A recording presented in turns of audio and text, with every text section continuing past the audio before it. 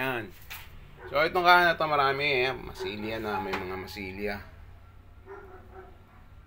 Yan. So, tingnan natin kung ano magagawa natin paraan dito sa kahan na to. Subukan natin buhayin ulit yung mga kahan na yan. Yan may mga tama. Yung gagawin dito, no? Itong kahan na to, di ko alam kung magagawan pa natin ng paraan tong kahan na to. NMAX version 1 to, gagawan lang natin ng paraan tong kulay ng kaha. So, pakita ko sa inyo kung bakit sinabing kung magagawan ko pa ng paraan, no? Tingnan nyo mga lot. Yan. So, itong kahan na to marami masilya na, may mga masilya. Yan. So, tingnan natin kung ano magagawa natin paraan dito sa kahan na to. Subukan natin buhayin ulit yung mga kahan na yan. Yan may mga tama. So, gawin na natin at papakita ko na sa inyo para malaman natin kung ano yung solusyon dyan. So, pakita ko na sa inyo mga lot.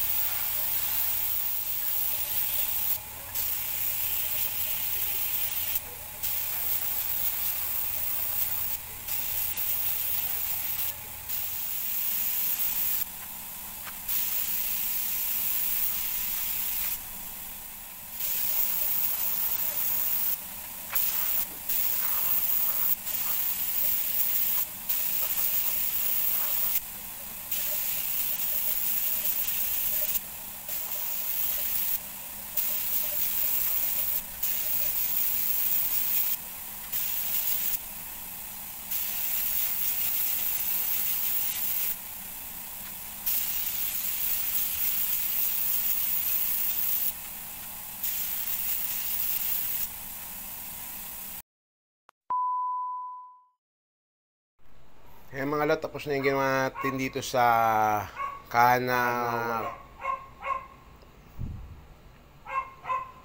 puro tagpi, no?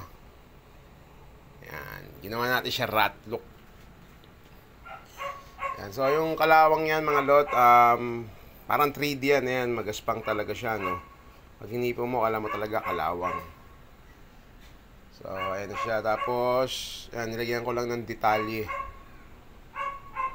Ayan, detalye nung mga, kunyari, nababakbak na pintura. Tapos, ayan, masilya.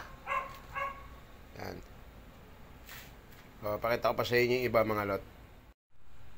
So, ayan yung ibang part niya. Ayan, tapos ito yung mga espada.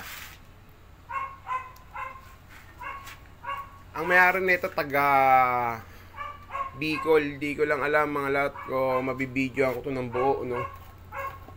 Nakakabit, pero nanghihingi ako ng video nito.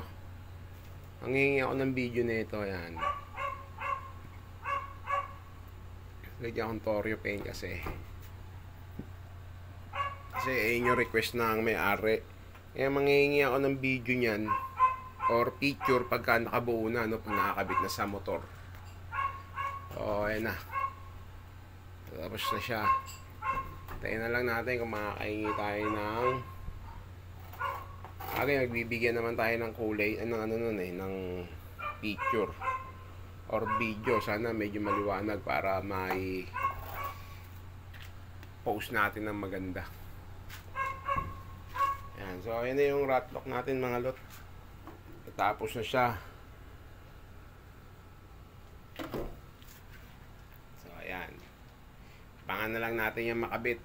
Kasi ito, ship pa to sa Bicol.